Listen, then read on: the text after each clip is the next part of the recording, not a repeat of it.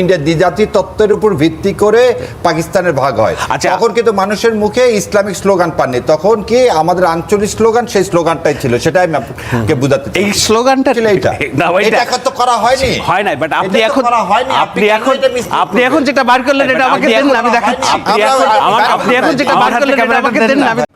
নেতা বদলায়, দল বদলায়, জন্ম নেয় নতুন দল, কিন্তু সাধারণ মানুষের ভাগ্য কি বদলায়? আশ্বাস আর প্রতিশ্রুতির ভিড়ে আমরা খুঁজব বাস্তবতার প্রতিফলন। আমাদের কাজ প্রশ্ন করা, প্রশ্ন আমরা করেই যাব দেশ এবং এই দেশের মানুষের স্বার্থে। থাকবে মত এবং ভিন্ন মতের শ্রদ্ধা। স্টার নিউজ করালা অতিথি হিসেবে আমার ঠিক বাম পাশে রয়েছেন শাহেদ আলম, তিনি সাংবাদিক, এবং রয়েছেন সুপ্রিম কোর্টের আইনজীবী ব্যারিস্টার এস.এম. শাহরিয়ার কবির, এবং আরও একজন অতিথি আমাদের সাথে যুক্ত হবেন, রাজনীতি বিশ্লেষক ডক্টর জাহিদুর রহমান। তিনি আসলেই তিনি আমাদের সাথে জয়েন করবেন। আমরা শুরুতেই চলে যাই, শাহেদ আলম আপনাকে দিয়ে শুরু করি। আজকে আমরা দেখলাম বিএনপির চেয়ারম্যান তারেক রহমান তিনি বিভিন্ন জায়গায় আজকে সফর শুরু করলেন সিলেট দিয়ে, এবং সেখানে তিনি হযরত শাহজালাল রহমতুল্লাহ আলাইহির মাজার জিয়ারতের পর সিলেট আলিয়া মাদ্রাসা মাঠে নির্বাচনী সমাবেশে তিনি বলেছেন যে নির্বাচনের আগে একটি দল মানুষকে ফতোয়া দিয়ে, ভয় দেখিয়ে এবং ধর্মকে ব্যবহার করে বিভ্রান্ত করার চেষ্টা করছে। আজকে আবার এনসিপির আহ্বায়ক নাহিদ ইসলাম, শরীফ ওসমান হাদি এবং 3 নেতার মাজার জিয়ারত করে তারাও নির্বাচনী প্রচার শুরু করে দিয়েছেন। এবং মাজার জিয়ারত একটি ধর্মীয় রীতি, এবং সেই রীতি যখন নির্বাচনী প্রচারণা শুরুর রীতি হয় তখন সেটা কি নির্বাচনে ধর্মের ব্যবহার বলা যায় না? মানে এই দুটি দলেরই প্রধানরা তারাও ধর্মকে ব্যবহার করেই একরকমের তারা তাদের কার্যক্রম শুরু করলেন। এবং তারা আজকে বিএনপির চেয়ারম্যান তারেক রহমান তিনি তার বক্তব্যে বললেন যে ধর্মকে ব্যবহার করে আরেকটি দল, সম্ভবত তিনি জামায়াতকেই তিনি মেনশন করেছেন, তারা তাদের নির্বাচনী কার্যক্রম চালিয়ে যাচ্ছে। এই বিষয়টিকে আপনি কীভাবে দেখেন? অনেক ধন্যবাদ। যেটাকে আমি দেখি যে এই যে মাজার জিয়ারত করা, যখন শাহজালালের মাজার জিয়ারত করে নির্বাচনী প্রচারণা শুরু করা, এটা বিএনপির দীর্ঘদিন রাজনৈতিক ইতিহাস। এইটার ভোট শুরু করার একটা রেওয়াজ, এইটা জিয়া রহমান করেছেন, বেগম খালেদা জিয়া করেছেন, তারেক রহমান এখন করছেন। এমনকি পতিত আওয়ামী সরকারেরও নির্বাচনী প্রচারণা শুরু হতো শাহজালাল মাজারকে কেন্দ্র করে। এখন যেটা দরকার, এই আপনি বললেন যে এটাও ধর্মের ব্যবহার কিনা, আমি মনে করি না এটা ধর্মের ব্যবহার। আপনাকে এটাও তো দেখতে হবে যে বাংলাদেশের 90% মানুষ মুসলিম, এবং তাদেরকে কনভিন্স করা, এবং এটা কি কনভিন্স করার জন্যই করা না, মানে না, এটা না। আপনি ব্যক্তি তারেক রহমানকে যদি দেখেন, আপনি দেখবেন যে তিনি এটা কি বলে, আমার মতো এই ধরনের কোটটাই পরেন, সাদা শার্ট পরেন, কিন্তু তার মাথায় দাগ আছে। তিনি যে প্র্যাকটিসিং মুসলিম, এটা তো লুকানোর জায়গা নাই, তাই না? এবং তিনি তার কথাবার্তাতেও আল্লাহ রাব্বুল আলমের কথা আনছেন, বারবার করে আনছেন। এবং তিনি যে এমন না যে উনি শুনে কারো কাছ থেকে বলছেন, উনি জানেন বিষয়গুলো। যেমন আজকে একটা উদাহরণ এনেছেন যে দোজকের মালিককে আল্লাহ রাব্বুল আলামিন, বেহেশতের মালিককে আল্লাহ রাব্বুল আলামিন, আসমানের মালিককে আল্লাহ রাব্বুল আলামিন, এই দুনিয়ার মালিককে আল্লাহ রাব্বুল আলামিন। তো এখন এইটা যদি আল্লাহ তাআলা মালিক হয়, সেই মালিকানা, আল্লাহ তাআলার মালিকানার জায়গা আমি কোনো কিছুর বিনিময়ে কিংবা রাজনৈতিক দল হিসেবে দিতে পারি কিনা, এই প্রশ্ন তিনি তুলেছেন। এবং তুলে, হ্যাঁ এটা ঠিক, তিনি একেবারে বিতর্কের একটা দরজাটা ওপেন করে দিয়েছেন।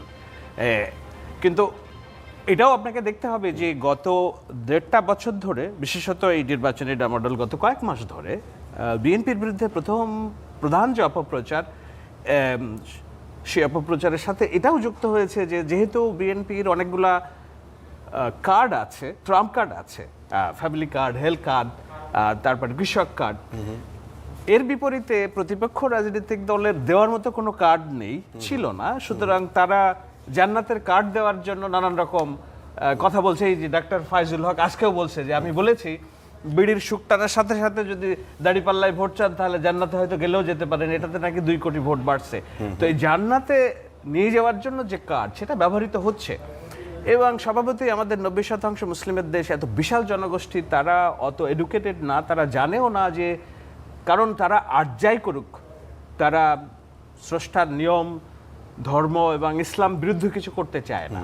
তো সেই দুর্বল জায়গাটাতেই খেলছে যে রাজনৈতিক দল না এই যে তাদের সবচেয়ে দুর্বল জায়গাটাতেই আঘাত করার যে রাজনীতি সেটা তারেক রহমান বেছে নিয়েছেন। এখন আপনি প্রশ্ন করতে পারেন যে এটি প্রথম দিনেই ঠিক হলো কিনা, কিংবা এইভাবে শুরু করাটা ঠিক হলো কিনা।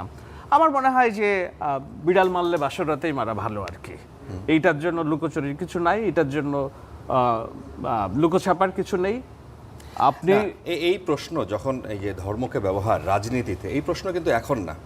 আমরা দেখেছি আপনি আওয়ামী লীগের কথা বলেছেন যে সেই সময়ের নেত্রী তারাও সেই সময় ওমরা করে এসে তারপরে মাথায় হিজাব পরে তারাও ভোট চাইতে, মূলত পাবলিককে কনভিন্স করা, তাই তো, পাবলিককে বোকা বানানো, পাবলিককে দেখানো যে হ্যাঁ আমিও মুসলিম তুমিও মুসলিম, ভোটটা যদি আমাদেরকে দাও তাহলে আমরা ইসলামের পথে তোমাদেরকে ধর্মীয় যত রকমের সুযোগ সুবিধা আছে আমরা দেওয়ার চেষ্টা করব, তাই তো।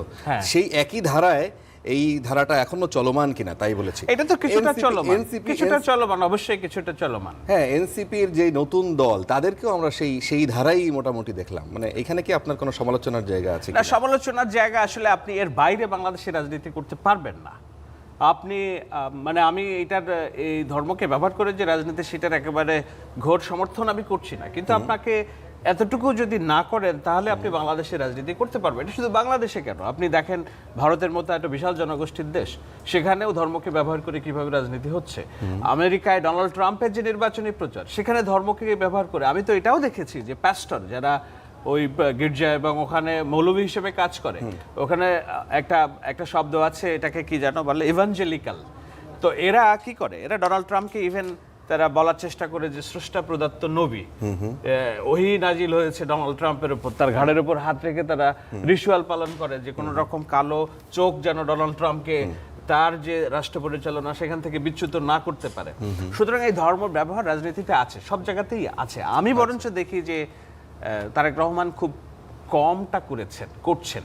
আচ্ছা, বরঞ্চ তিনি একেবারে সবাইকে নিয়ে, এবং যে থিম সং ওখানে দিয়েছেন, দেখবেন যে বাংলাদেশে তিনি যে একটা রেইনবো নেশন গড়তে চান, সেটা সমস্ত রিপ্রেজেন্টেশন সেখানে আছে। আচ্ছা, তিনি বারবার বলছেন সকলের বাংলাদেশ। আচ্ছা, আসবো ব্যারিস্টার শাহরিয়ার কবির, যদি এই বিষয়টা নিয়ে আপনাকেও জিজ্ঞেস করি। জামায়াত আমির যখন প্রচারণা আজকে শুরু করলেন, সমাবেশের মাধ্যমে তিনি শুরু করলেন, এবং ইসলামী দল দাবি করলেও মাজার জিয়ারতের রীতি অনুসরণ তিনি করলেন না, এবং মাজার জিয়ারত নিয়ে জামায়াতের কি কোনো ভিন্ন মত আছে কিনা। তার নিজের বাড়ি জামায়াত আমির সাহেবের বাড়ি সিলেটে, এবং আমাদের বড় বড় রাজনৈতিক দল বাংলাদেশে যারা ছিল, আওয়ামী লীগ, বিএনপি, তারা সবাই সিলেটের ওই হযরত শাহজালালের মাজার থেকে শুরু করেন, সেই জিনিসটাও তিনি অনুসরণ করলেন না। মানে এইটা কি এই যে জামায়াতের এই মাজার জিয়ারত নিয়ে তাদের কি কোনো ভিন্ন মত আছে কিনা, কি মনে হয়?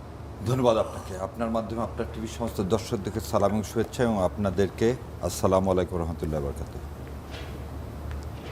শাহেদ ভাই যত সুন্দর করে বললেন এবং যেভাবে বিএনপিকে ধারণ করছেন, বিএনপি যদি শাহেদ ভাইকে ধারণ করতে না পারেন এটা বিএনপির ব্যর্থতা, এবং শাহেদ ভাইয়ের মতো লোকদেরকে আসলে পার্লামেন্টে নিয়ে যাওয়া উচিত ছিল নমিনেশন দিয়ে, তাহলে দেশ উপকৃত হতো। এটা আমার অন্তঃস্থল থেকে বললাম।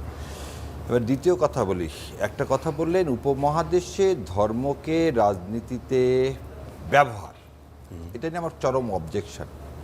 ধর্ম কোনো ব্যবহারের জিনিস না, এটা প্রসাধন সামগ্রী না, এবং এটা যারা করবে, ওই আমরা অনেক সময় বলি না, এটা যারা করবে তারা ঠিক যে ফলটা সেটা পাবে, সেটা 1996-এ দেখছেন কীভাবে তসবি এবং কিভাবে বোরকা নিয়ে আসছে। এবারে আপনার এখানে বলি যে আর একটা জিনিস বললো রেওয়াজ। শোনেন, পাকিস্তান যখন ভাগ হয় তখন 1947 সালে মানুষের মুখে মুখে একটা কথা ছিল, হাত মে বিড়ি মুখ মে পান লড়কে লেঙ্গে পাকিস্তান। সেখানে কিন্তু এই কথা দেখেন আবার বোঝে না, হাত মে বিড়ি মুখ মে পান লড়কে লেঙ্গে পাকিস্তান।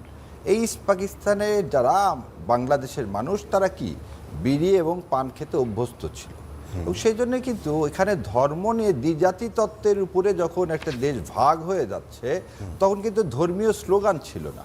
আপনি জিনিসটা খেয়াল করে দেখেন।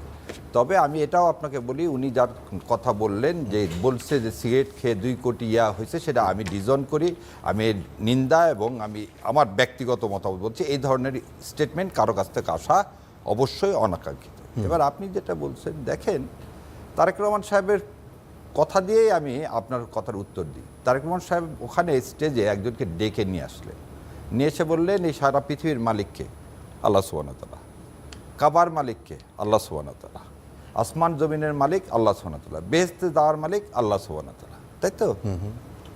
এক সপ্তাহ আগে সেই ঘরে আমার প্রাণপ্রিয় মানুষ, উনি বাংলাদেশ জামাতে ইসলামের আমির, উনি কিন্তু সেই আল্লাহর কাছে গিয়েই তার ঘর মানে তাওয়াফ করে, জিয়ারত আর তাওয়াফের মধ্যে আকাশ পাতাল পার্থক্য, নিয়ে তাওয়াফ করে ওমরা হজ পালন করেই তিনি এসেছেন।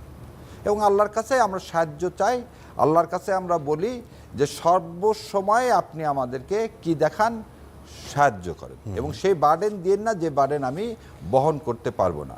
এটা কিন্তু সর্বসময় চাই, ইলেকশনের আগে না, ইলেকশনের পরে না, ইলেকশনের ওই একটা গল্প সবসময় মনে হয়, আপনারাও বোধহয় দেখছেন টিভিতে একসময় একটা অ্যাডভার্টাইজ দেখাতো ভোটের সময়, ভোটে যাওয়ার আগে 7 আপ খাওয়াচ্ছে, সে 7 আপ খেয়ে ভোট দিয়ে আসলো, এসে আবার বলতেছে আমাকে ওই পানিটা দাও, এবার পানি খেয়ে বল যে এই স্বাদ তো ওইরকম না, ওই ফস করা শব্দ, সেই পানি দাও। সো ভোটের জন্য পার্টিকুলারলি আপনি ধর্মকে ইউজ করবেন, এটা যদি আপনাদের মানসিকতা কারোই হয়ে থাকে, এটা একজন ধর্মপ্রাণ মুসলমান হিসাবে আমি এর কড়া প্রতিবাদ জানাই। কারণ আমরা সব সময়, যেমন উনি বললেন জনাব তারেক রহমানের মাথায় উনি বলতেন 5 ওয়াক্ত নামাজ পড়ে, তার মানে কি উনি প্রতিদিন এই রিচুয়ালটা অ্যাজ এ মুসলমান হিসাবে। এবং আর একটা জিনিস আমি খুব ভালো লাগছে আমার, দেখেন সেদিন একটা অনুষ্ঠানে ডক্টর জোবেদা তারেক রহমানকে ডেকে কানে কানে কি যেন বললেন, তারেক রহমান সাহেব আবার কি করলেন, তার মেয়েকে কানে কানে বললেন, কি বললেন, এবং তারপরে আমরা দেখতে পেলাম যে আমাদের মেয়ে মাথায় কাপড় তুলে দিলেন। তার মানে কি, বাবা মা তো এইটাই বাবা মা, আপনি এই বাবা মার কাছেই তো দেশ কি চাবেন, দেশ নিরাপত্তা চাবেন না, যে খালি ইসলাম মুখে বলবে না, যে পালন করবে। যেমন জামাতে ইসলাম সম্পর্কে যে অনেকেই বলে, বাংলাদেশ জামাতে ইসলামী খালি এই জিনিসটা ওই প্রথম দিন না, জীবনের প্রথম থেকে শেষ পর্যন্ত এর সাথে নির্বাচনের কোনো সম্পর্ক নাই। যেমন আজকে উনি আরেকটা উত্তর দিয়ে দিই, যে ভাই যেটা বললেন এই বেহেশতের কথা, ওটাকে আমি বলে দিই। শোনেন, বই তো দেওয়া হয় সবাইকে, আর বই যদি পরীক্ষার আগে আপনি বই না পড়েন তাহলে কি পরীক্ষা পাশ করবেন? করবেন না। ঠিক আল্লাহ সুবহানাহু ওয়া তাআলা আপনাকে কোরআন এবং সুন্নাহ দিলেন, কোরআন আর সুন্নাহ যদি পালন না করেন আপনি কি বেহেশতে যাবেন? তো এই যে যাওয়ার কথাটা, উনি তো ওনার কথাটাকে কন্ট্রাডিক্ট করতেছেন। উনি কি জন্য সিলেটে গেলেন? পবিত্র ভূমি, আল্লাহর ব্লেসিংয়ের জন্য। আর সেই আল্লাহর ব্লেসিংয়ের জন্য আল্লাহ তো আপনাকে 2টা জিনিস দিল, কোরআন এবং সুন্নাহ, সেই অনুযায়ী চলবে। এবং ওনার ভাষণের মধ্যে উনি বললেন যে আমরা মদিনার মতো করে দেশে ইসলাম কায়েমের মতো করে ইসলাম কায়েম করব। মহাসচিব কিছুদিন আগে বলছিলেন শরিয়া কায়েমের কোনো জিনিস বিএনপিতে নাই, পরে আবার তিনি আবার চেঞ্জ করে বলছেন না, আমরা ক্ষমতায় গেলে শরিয়ার বিপক্ষের কোনো কিছু করব না। তার মানে কি, একটা মধ্যমপন্থা দল হিসাবে জামাত ইসলাম এবং বিএনপিকে পার্থক্য করার কিছু নাই, কিন্তু নিজেদের মধ্যে এইভাবে না করে সামনে কিভাবে মুখ ফরওয়ার্ড করব সেটা। জামায়াত ইসলামী মধ্যপন্থা, জামায়াত ইসলামীও কি মধ্যপন্থার দল? অবশ্যই, কারণ কোরআন নিজে বলতেছে যে তোমরা ইসলাম হচ্ছে মধ্যমপন্থার দল। তো জামাত ইসলাম যেহেতু বলতেছে কোরআন এবং সুন্নাহ, এই দেখেন আপনাকে একটা জিনিস, সাউথ ব্লক আপনাকে রাইটিস বানাতে চায়। এই বয়ানটা কারটা আপনি ধারণ করতেছেন, আপনাকে রাইটিস সারা পৃথিবীতে কাকে বানানো হচ্ছে? আপনি একটা জিনিস চিন্তা করেন তো, ডোনাল্ড ট্রাম্প ঘোষণা দিলেন তিনি হচ্ছে ভেনেজুয়েলার রাষ্ট্রপতি হয়ে গেলেন নিজে নিজে ঘোষণা দিয়ে, তাহলে ইজ হি রাইটিস্ট? আর যারা ইসলামের কথা বলবে তারা রাইটিস্ট? যেখানে আল্লাহ বলতেছেন মধ্যমপন্থা, সেখানে কি আমি আপনি রাইট বা লেফট করার কোনো সুযোগ আছে? নাই। আচ্ছা, ওই হিসাব করে বাংলাদেশ জামাত ইসলাম যেভাবে আসছে খালি না মধ্যপন্থা, সবসময় দেখেন যে কোন এক্সট্রিম জিনিসটা জামাত ইসলামের মধ্যে। দেখেন আপনি একটা জিনিস দেখেন, সিরিজ বোমা হামলা সেটা করছিল বাংলা ভাই, তারা জামাত ইসলাম না, সে বাংলা ভাইয়ের কি বিচার করে? সে বাংলা ভাই কারা তৈরি করছিল দেখেন না, তাহলে সেই হিসাব করলে ইসলামিক বাংলা ভাইদের যে দল সেটা তো একটা ইসলামিক দল না। এবার আপনাকে আমি বলে দিচ্ছি সেই তার সাথে কে জড়িত ছিল, দাদেন আলমগীর কবিররা। আলমগীর কবির কোন দলের মন্ত্রী ছিল? আর এর চেয়ে আর বেশি কিছু বলেন না, যে আমার কাছে পুরা আপনি যদি চান যে সেই সময় সিআইডির যে রিপোর্ট আছে সব কিছু আছে, চার্জশিট দেওয়া আছে। বাংলা ভাইরা এবং বাংলা ভাই কেন উত্থান করা হলে সেটা বলে দিই। সর্বহারার যখন অত্যাচার নাটোর এবং আওয়ামী লীগে, রাতের বেলা মানুষকে খালি যাদের টাকা পয়সা আছে তাদেরকে জবাই করতেছে, ওই সময় তাদেরকে প্রতিহত করার জন্য আলমগীর কবির সাহেবরা এই বাংলা ভাইদের উৎপত্তি করলেন, যে বাংলা ভাইরা পরবর্তীতে ফ্যানাটিজম হয়ে গেল। আমি এখানে বাংলা ভাইটার একটা উদাহরণ দিলাম এই কারণে, ফ্যানাটিজমের কোনো জায়গা ইসলামে নাই। এবং বাংলাদেশ জামাত ইসলাম কেন, কোনো ইসলামিক মানুষ, কোনো মুসলমান কখনোই কোনো দিন কোনো এক্সট্রিমিজমকে সমর্থন করতে পারে না। আচ্ছা, সেই হিসাব করে কিন্তু যেই বিতর্কটা এখন নতুন করে আবার সামনে আসছে যে জামায়াতে ইসলামী তাদের পরিকল্পনা ছিল ইসলামী দলগুলো সবাইকে একটা বাক্সে যেন তাদের ভোটগুলো পড়ে, সেই জায়গায় তাদের মধ্যে আবার আমরা দেখলাম ফাটল, এবং আজকে হেফাজতে ইসলামীর আমির তিনি আবার ইসলামী আন্দোলন তাদেরকে সাধুবাদ জানিয়েছে যাতে জামাত ইসলামের সাথে তাদের জোটটা শেষ পর্যন্ত হয় নাই বা ভোট তাদের সাথে হচ্ছে না। সেই বিষয়টি নিয়ে আপনার মন্তব্য শুনবো। তার আগে শাহিদ আলম আপনাকে জিজ্ঞেস করি যে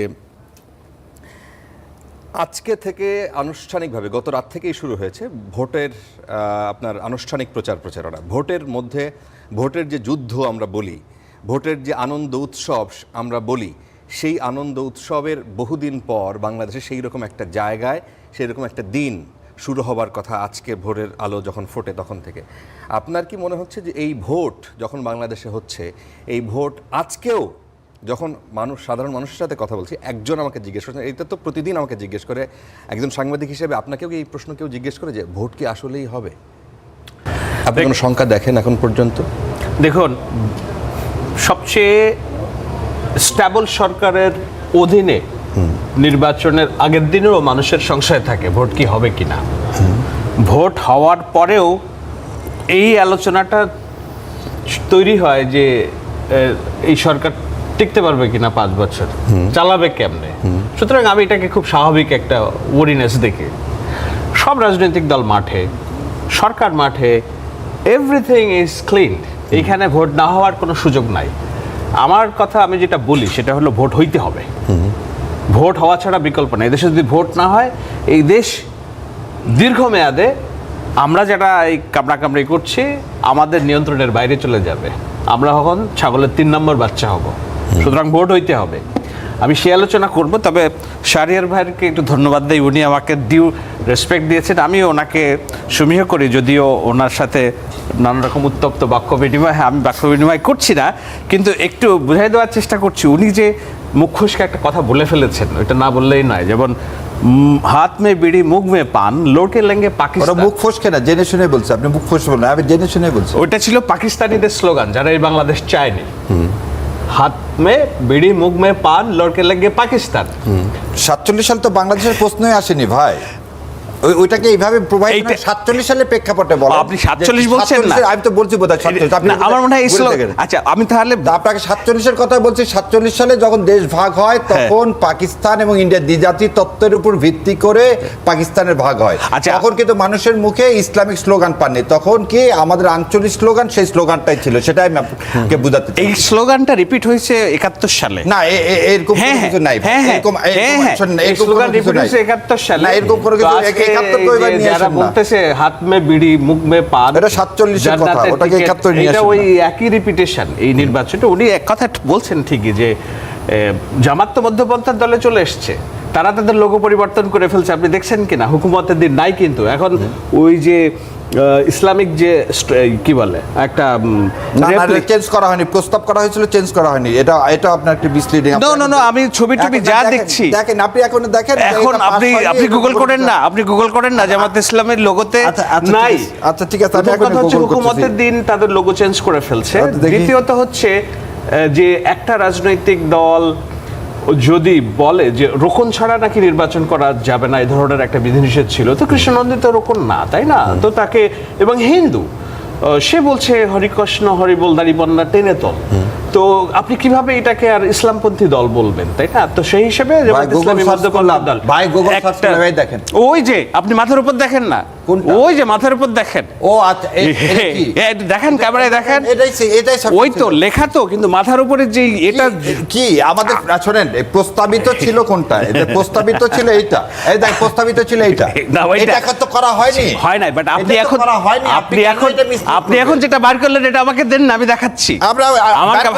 আমার হাতে ক্যামেরাটা দেন না, কোনো সমস্যা নেই। আমরা একটু জুম করে দেখাতে পারি কিনা, যদি এই যে আপনার বিতর্ক জায়গাটা, এই যে দেখেন আমার বিতর্ক হচ্ছে এখানে জামাত ইসলামের যে লোগো, এখানে আপনিও দেখেন যে ওই যে রোজার সময় যেটা ওই আমাদের এটা আগে ছিল না, দেখেন আগে হুকুমতের দিন, না আমাদের বাংলাদেশ জামাতে ইসলামে হুকুমতের দিনে বাংলাদেশ জামাত ইসলামের হচ্ছে এই দেখেন কোনটা? এই যে বাদিকেরটা, হ্যাঁ। ওইটা তো নাই এখন। না না, তা এই ওই যে- আপনারা এখন যেটা বললেন যে জামাত ইসলামের আমিরের পিছনে দেওয়া ছিল, তো এই নতুনটা সেটাতে প্রস্তাব করা হয়েছিল। নতুনটা তো তাহলে এটা হয়েছে। কবে সাথে এই কাজে এই যে আপনি তাহলে কি জামাত করেন? আমি জামাত করি না, তো আপনি এই কিন্তু তাহলে শাহরিয়ার ভাই বিএনপি জামাত করেন, এটা কোনো তাহলে আপনি কথা? বিএনপি করেন? আমি তো আপনি বলছি। যেভাবে অন করতেছেন, আমরা রাজনৈতিক বিশ্লেষক, একজন একজনকে বিএনপি জামাত না বানায়। আচ্ছা ঠিক আছে, ওকে, আমি যেটা বলছি ওই যে করা কথা, তো ওই জন্য করা কথা প্রকাশ্যে জিনিসটা প্রকাশ্যে না, এটা হয়ে fun, যাচ্ছে। okay, fun, এখন অসুবিধা আমরা নেই। এটা মুখে না বললেও মানুষ কিন্তু ধরে নিবে, পারসেপশন আছে। perception কেউ তো create এটা তো হয়ে বেগম যায়। খালেদা জিয়ার কথা, শিশু এবং পাগল ছাড়া কেউ নিরপেক্ষ না, তাই না? ভোটটা একটা দিকে আমি দিতে তো হবে, একবারে perception রাখতে হবে। আমি তো ঘোষণা দিই বলছি যে আমি জীবনে কোনোদিন রাজনীতি করি নাই। তোমরা আপনারা আমাকে ইউনিভার্সিটিতে দেখছেন, জীবনে কোনোদিন ছাত্রদল, ছাত্রলীগ, ছাত্র ইউনিয়নের মিছিলে দেখছেন? দেখি, আমি করি নাই। এখনো পর্যন্ত আমি রাজনীতি করি না, কিন্তু আমার দেশের প্রয়োজনে আমি 5 তারিখের পরে মনে হয়েছে যেহেতু আওয়ামী লীগের রাজনীতি আমরা এই দেশে পুনরুত্থান চাই না, আমাদের এই দেশে এক্সিস্টিং পলিটিক্যাল পার্টির মধ্যে পক্ষ বিপক্ষ তৈরি করতে হবে, এবং সেই পক্ষ বিপক্ষ তৈরিতে যদি একজন দুইজন ভূমিকা রেখে থাকে, শাহেদ আলম তাদের মধ্যে একজন। সেই পক্ষ বিপক্ষের জায়গায় আপনি জামাতকে কোনো সময় রাখতে চান না? না, আমি কোনোদিন রাখতে চাই না, ওই একই কারণে যে কি কারণে? হাত মে বিড়ি মুখ মে পান লোকে লেঙ্গে Pakistan, because they are not our force, they are পাকিস্তানের ফোর্স। কিভাবে ভাই, কিভাবে আপনি তাহলে বিএনপি তো তৈরি হলো মুসলিম লীগ দিয়ে, তাহলে বিএনপি তো না, জামাত হচ্ছে পাকিস্তানের না না, তাহলে force। শাহাদিস তো তো এই জন্য- বিএনপিতে ছিল। আপনি এটা বলেন, শাহাদিসদের দিয়ে তো বিএনপির প্রথম প্রধানমন্ত্রী জিয়াউর রহমান যে মুসলিম লীগ এবং জাদু মিয়াদেরকে দিয়ে বিএনপি তৈরি করলো, তাহলে আপনি সেই বিএনপি গ্রহণ করেন? তাহলে আজকের যে বিএনপি, সেই বিএনপি জিয়াউর রহমান এবং খালেদা জিয়ার বিএনপি না? আপনি এটা বলেন, আপনি এটা বলেন যে তাহলে আপনারা যে নতুন বিএনপি তৈরি করতে চাচ্ছেন, সেই বিএনপি বেগম খালেদা জিয়া এবং শহীদ রাষ্ট্রপতি জিয়াউর রহমান তার আদর্শের বিএনপি না, আপনাকে নতুন মডিফাইড বিএনপি তৈরি করতে চাচ্ছেন, শাহরিয়ার যে ভাই কি- বিএনপির সাথে ওটার কোনো সম্পর্ক নাই। শাহরিয়ার ভাইকে আমি এত পছন্দ করি কেন? উনি একদম টু দ্য পয়েন্ট কথা বলেন এবং খুব না, ইয়ে না, করে আমি কথা তো- বলেন। আপনার তাহলে সাথে আপনি জ্ঞান বলেন, তাহলে আপনি বলেন জ্ঞান গোলাম আপনি তো আজম, না বললেন। শাহরিয়ার ভাই আপনি বলেন সাংবাদিক মওদুদি যে ইসলাম কায়েম করতে চেয়েছিল, আজকে জামাত ইসলাম সেই ইসলাম করছে কিনা? আপনার সাংবাদিক আমি বলি, বলেন। গোলাম আজমের যে ইসলাম, সেই ইসলামকে আজকে ডক্টর শফিকুর রহমান করছে। মুসলমান হিসেবে এই কথা বলাটাই উচিত না কারো। মুসলমান ইসলাম হচ্ছে আল্লাহ সুবহানাহু ওয়া তাআলা এবং নবী করিম সাল্লাল্লাহু আলাইহি ওয়াসাল্লাম যে আমাদেরকে দেখাই দিয়েছেন, ইসলাম একমাত্র শুধু আল্লাহর জন্য, আর কারো না। মওদুদি সাহেবের কি, মওদুদি সাহেব একটা তাফসীর করছেন, দেলোয়ার হোসেন সাইদিও তো তাফসীর করছে, তাই বলবো দেলোয়ার হোসেন সাইদির ইসলাম আর মওদুদির ইসলাম গোলাম আজম সাহেবও তাফসীর করছেন। তাফসীর মানে কি? ইবনে কাসির তাফসীর করছেন, তার মানে কি আমি বলবো ইবনে কাসিরের ইসলাম না? এটা হচ্ছে কি, শোনেন আমি একটা বলি, এটা তো আমি বলছি না, আপনারা এখানে ইসলামিক মুরব্বিরা বলছে যে জামায়াত ইসলামী তাফসীর মানলে ইসলাম থেকে খারিজ হয়ে যাবে। শেখ হাসিনাকেও আপনি কাউমে মাদার বানায় ফেলে দিয়েছিলেন, সেরকম তো আপনি মুসলমান পাচ্ছেন পৃথিবীতে। এই ইসলামের মধ্যে থেকে কি আপনি একটা জিনিস শোনেন, আমাদের এই ইসলামের মধ্যে থেকে এই নৈকসা ইসলামের যে নাতিদেরকে, দৌহিত্রদেরকে নিহত করছিল কেউ? অন্য কেউ করছিল না? না, কে করছিল? নিজেদের লোকজন। ইয়াজিদ কার? মুয়াবিয়া রাদিয়াল্লাহু। মুয়াবিয়ার নামের পরে কি আছে? রাদিয়াল্লাহু আনহু। তো মুয়াবিয়া রাদিয়াল্লাহু আনহু তো ইসলামের অংশ। আপনি কেন এইভাবে পৃথক করতে চান? কোন লোক বললো সেটা না, আপনি হিসাবে কি আমাদের দায়িত্ব? না, আমি পৃথক ইসলাম করি নাই। কায়েম করতে গেলে আপনি কোরআন এবং বলছেন, সুন্নাহর বাইরে করতে আপনি পারবো বলছেন যে এটা না। জিয়াউর রহমানের যে বিএনপি না, আপনি তো খালেদা বলতেছেন জিয়ার যে এই বিএনপি না। ৭১ নিয়ে কথা বলার জন্য জামাতকে আলাদা করতেছেন। ৭১কে তো ধারণ করলো এবং মুসলিম লীগকে ধারণ করলো কে? জিয়াউর রহমান। তাহলে মুসলিম লীগকে যদি ধারণ করে জিয়াউর রহমান, জাদুমিয়াকে যদি ধারণ করে জিয়াউর রহমান, শাহজিজকে ধারণ করে জিয়াউর রহমান, আব্দুর রহমানকে ধারণ করে জিয়াউর রহমান, ইউসুফ ইবনে কামালকে, এই লিস্ট তো শেষ করা যাবে না। তাদেরকে যদি ধারণ করে যারা পাকিস্তানকে সমর্থন করছিল, সেই দলে কি আপনি সমর্থন করে আবার বলতেছেন না ৭১-এর জন্য আমি জামাতকে দেখতে পাই? তাহলে কি দ্বিচারিতা হলো না? তাহলে আপনি হয় নতুন একটা বিএনপি তৈরি করছেন, যে বিএনপি ওই বিএনপি না। না, প্রথমত আমি বিএনপি তো না, আপনার যে কথা, আপনি তাহলে বিএনপিকে সমর্থন করবেন কি? যে জিয়াউর রহমানের 19 দফায় আর বিএনপি নাই? আচ্ছা, আপনার যুক্তিটা একটু শুনি। আপনি কেন এদেরকে বিরোধী দল হিসেবে বা তাদের উনি বিরোধী যে হিসেবে? কথাটা বলছেন এটা যুক্তিতে ধোপে টেকে না, কেননা কেউই রাজনীতিতে তার অতীত জায়গাতে নেই। যেমন জামাত ইসলামী নেই, যেমন তেমনি আপনার বিএনপি নেই, আবার নাহিদ ইসলামও নাই। নাহিদ স্ট্যাটাস দিচ্ছিল যে বাংলাদেশের স্বাধীনতা যারা চায়নি, এই শক্তিকে কোনোদিন আমরা রাজনীতিতে স্পেস দিব না। আজকে উনি বলে ফেললেন স্বাধীনতার মহান সে কি জানো সেনাপতি। তো কেউ তার জায়গা নাই। রাজনীতি এত নোংরা একটা খেলা, তাই না? তো সেই জায়গায় আমি কেন বিএনপির না না আপনার কথা বলতে তাহলে কেউই নাই, এটা হচ্ছে প্রথম কথা। হ্যাঁ। তাহলে বিএনপিও নাই, হ্যাঁ, আপনার কথা এবং বলতে জামাত আপনি ইসলাম নাই। তাহলে জামাত ইসলামকে আপনি 100% ধারণ right। করেন, তাহলে 71 জামাত ইসলাম যদি না থাকে তাহলে আপনি বিরোধিতা করেন কেন জামাতে? আপনি তো পরিবর্তন হয়েছে, আপনি 100% না, আমাকে আগে বলেন, বিএনপি যদি পরিবর্তন হয়ে থাকে, জামাত পরিবর্তন হলো, এনসিপি পরিবর্তন হলো, তাহলে জামাত 71 জামাত নাই, তাহলে এই জামাতের আপনি বিরোধিতা করছেন কেন? ওকে, না আপনি বলেন, আপনি আপনার কথাতে আমি বলছি, আপনি বলেন পরিবর্তন হলো, তো আমি আপনি তো তার বলতে বিরোধিতা করেন যাচ্ছি, না। আমি তো বলতে যাচ্ছি যে জি, বলেন। জামাতের বিরোধিতার কারণে এটা হইতেই পারে যে এখন আপনি কেন মানে এটাকে কি বলে, সব মেয়ে তো সুন্দর, আপনার বউকে কেন পছন্দ করলেন, তো এটার তো ব্যাখ্যা নাই, তাই না? কারণ হচ্ছে আমি এটা পছন্দ করি, মানে সমালোচনার কারণে সমালোচনা করা, তাই তো? রাজনীতি কিন্তু সেই জিনিস না, সমালোচনার কারণে সমালোচনা করেন না, গঠনমূলক শাহরিয়ার ভাই আপনি আমাকে বলতে দিচ্ছেন না। আচ্ছা সরি, বলেন। ওকে, সেটা হলো যে বাংলাদেশে দেখতে হবে যে কার ভিশন আছে। বাংলাদেশ রাষ্ট্র 5 তারিখের পরে একটা ডেঞ্জারাস শেপে চলে এসছে। সেই শেপে একদিকে আপনারকে দেখতে হবে যে 5 তারিখের পরপরই আমরা কি দেখলাম, আমরা দেখলাম এই রাষ্ট্রকে 24-এর যে অভ্যুত্থান সেটাকে 71-এর অর্জনের সাথে কাটাকাটি করে দিয়ে সমপরিমাণ মর্যাদা দিয়ে এস্টাবলিশ করার চেষ্টা করা হলো যে 24 দিয়ে কেমনে 71 ঢেকে ফেলা যায়। আমরা দেখলাম যে এই বাংলাদেশ রাষ্ট্র যেসব মৌলনীতির উপর টিকে আছে সেই জায়গাগুলোতে সব কিছু ধ্বংস হয়ে যাবে যদি এইটাকে তারা সাকসেসফুল হয়। তা আমি বললাম না, বিড়াল বাসরাতে মারতে হয়। প্রথমবার আমরা যখন দেখলাম যে আমাদের স্বাধীনতা দিবস কিংবা অন্যান্যদের প্রাককালে, বিজয় দিবসের প্রাককালে এইগুলো মাথা ছেড়ে দিয়ে উঠছে, তখন আমরা বলা শুরু করলাম যে না, 71 জিয়াউর রহমান স্বাধীনতার ঘোষক, 71কে যদি আপনি ওন না করেন, জিয়াউর রহমানের স্বাধীনতার ঘোষণা থাকে না। জিয়াউর রহমানের স্বাধীনতার ঘোষণা না থাকলে বিএনপি রাজনীতি থাকে না। আপনি দল হিসেবে বিএনপি রাজনীতি টিকিয়ে রাখবেন না এই উঠতি ফরিয়াদের বয়ানে আপনি যোগ দিবেন। বিএনপি তার অবস্থান নিচ্ছে, জিয়াউর রহমান স্বাধীনতার ঘোষক, সেই মর্যাদাটা স্বাধীনতাকে তার সমুন্নত রাখছে। আমি কেন বিএনপির সমর্থন করলাম? ঠিক এই কারণে। আর একটা কারণ হলো যে তারেক রহমান, আমি ওনার পিয়ার না, আমি ঠিক জানিও না, ওনার সাথে আমার এই সংশ্লিষ্টতাও নেই, কিন্তু উনি যেই ভিশন পলিসি দিয়েছেন রাষ্ট্রের জন্য, আমি 2022 সাল থেকে শুনছি যে বাংলাদেশ একদম পরিবর্তন হবে, পরিবর্তন হইলে আমরা 25 কোটি গাছ লাগাবো, আমরা দ্বিকক্ষ বিশিষ্ট সংসদ করব, প্রধানমন্ত্রীর মেয়াদ 10 বছরের বেশি হবে না। এই কথাগুলো শুনছি এবং তখন শুনতে আমার কানে কষ্ট হতো এবং বিরক্তি লাগতো যে আপনি কি আকাশ কুসুম কল্পনা করেন, আপনি একটা ভোটে আসতে পারতেছেন না, শেখ হাসিনাকে ফেলতে পারছেন না, আপনি রাষ্ট্র সংস্কারের কথা বলছেন। কিন্তু উনি জানতেন যে কোনো না কোনো একদিন পরিবর্তন হবে এবং পরিবর্তন হলে আমাদের এই কাজগুলো করতে হবে। সো আমি যখন দেখছি একটা দলের হাতে একজন ভিশনারি লিডার আছেন, আজকে তারেক রহমান নির্বাচনের প্রচারণা করতেছেন, উনি কিন্তু ডায়াসের সামনে কথা বলছেন না, উনি হাঁটতেছেন আর কথা বলতেছেন, ঠিক যেন স্পোর্টসই একটা ভাব, উনি ইন্টারাক্ট করতেছেন। বাংলাদেশে তো এগুলো নাই, এইসব স্টাইল কিংবা এই ধরনের নতুনত্ব। এবং এমন না, জামায়াত ইসলামী দেখেন তাদের পলিসি দিছে একজন পলিসি এক্সপার্টকে হায়ার করে, এরকম আমি হায়ার করলে শাহেদ আলম আরো 10 জন এক্সপার্টকে হায়ার করে দিয়ে জিপিটি দিয়ে 2-5টা পলিসি তৈরি করতে পারতাম। বিএনপি কে হায়ার করে পলিসি দিছে না, তারেক রহমান নিজে বলতেছে আমি এটা করবো, ওটা করবো, এইভাবে করবো, ওভাবে করবো।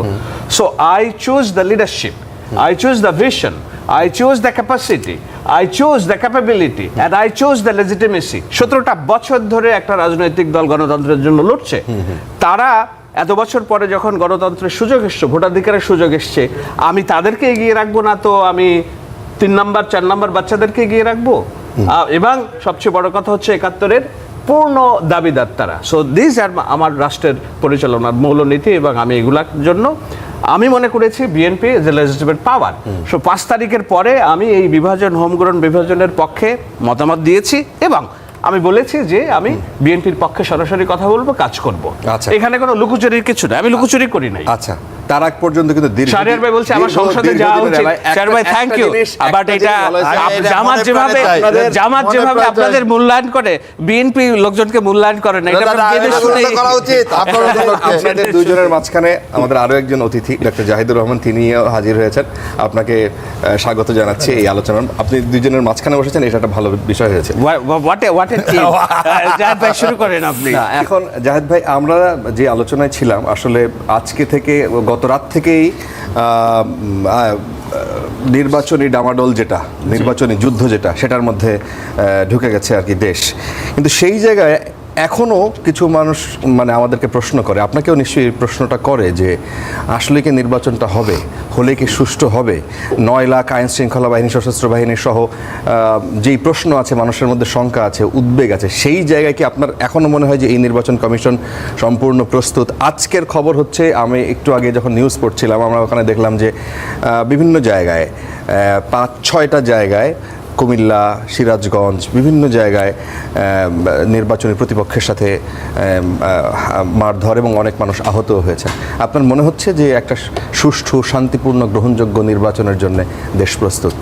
আচ্ছা, প্রথমত বলি, নির্বাচন হবে কি হবে না এই প্রশ্নটার পরিমাণ অনেক কমে গেছে 25 ডিসেম্বরের পর থেকে, যেদিন তারেক রহমান দেশে ফিরেছেন। জি, ইনফ্যাক্ট এটা কম বেশি করেছিল ওসমান হাদির হত্যাকাণ্ডের পর, এটা আবার একটু চড়েছিল 25 তারিখ। এবং ব্রিলিয়ান্টলি জনাব তারেক রহমান ওই দিনই ঘোষণা করেছিলেন যে উনি ফেরত আসছেন। সেটা বেশ খানিকটা পরিস্থিতি শান্ত করল। আর উনি ফিরে আসার আগ পর্যন্ত সবাই আবার বলছে আদৌ কি আসবেন, আসলে দেখা যাবে। যখন চলে আসলেন সেদিন থেকে এটা কমলো, আর এখন আমাদের আলটিমেটলি সব প্রচারণা শুরু হয়ে গেছে। আমি মনে করি না এই প্রশ্নটা ইদানিং আমি আর খুব একটা ফেস করছি না। কিন্তু অন্য প্রশ্নটা, নির্বাচন কেমন হবে, গ্রহণযোগ্য নির্বাচন হবে কিনা, মানে ডক্টর ইউনূসের সাথে দ্বিমত করে উনি বাংলাদেশের ইতিহাসে শ্রেষ্ঠ নির্বাচন হবে বলছেন। এটা শ্রেষ্ঠ নির্বাচন হচ্ছে না ফর শিওর, কিন্তু নির্বাচন গ্রহণযোগ্য হবে। আপনি যেসব সংঘাতের কথা বলছেন, এটা গণ অভ্যুত্থান পরবর্তী দেশে নির্বাচনের আগে বা এর মাঝামাঝি সময় যে পরিমাণ সংঘাত হবার কথা ছিল, আমাদের অত সংঘাত কিন্তু হয়নি। আমরা কেন যেন খুবই ইমপ্র্যাকটিক্যাল চিন্তা করি। ইমপ্র্যাকটিক্যাল চিন্তা করে লাভ নাই। ধরুন আমরা মধ্যপ্রাচ্যে কি হলো, আরব স্প্রিংয়ে কয়েকটা দেশে গৃহযুদ্ধ শুরু হয়ে গেছে, 4টা দেশে, সরিয়ে রাখি ওগুলো। নির্বাচন হয়েছে 2টোতে, ইজিপ্ট এবং তিউনিসিয়াতে। পরে কি হয়েছে সেটা যদি বলি, তার আগ পর্যন্ত সবার মধ্যে যে পরিস্থিতি হয়েছে, বাংলাদেশ মাচ বেটার পারফর্ম করেছে। সংঘাত হবে, মারামারি হবে, আনএক্সপেক্টেডলি, আমরা কোনোভাবে চাই না, প্রত্যেকটা জীবন মূল্যবান, কিছু মানুষ মারাও যেতে পারে। ভারত এত বছর গণতন্ত্রের চর্চা করে আনইন্টারাপ্টেড। ভারতে কখনো কোনো সামরিক শাসন আসেনি, এমার্জেন্সি ইন্দিরা গান্ধী দিয়েছেন, কিন্তু সামরিক শাসন আসেনি।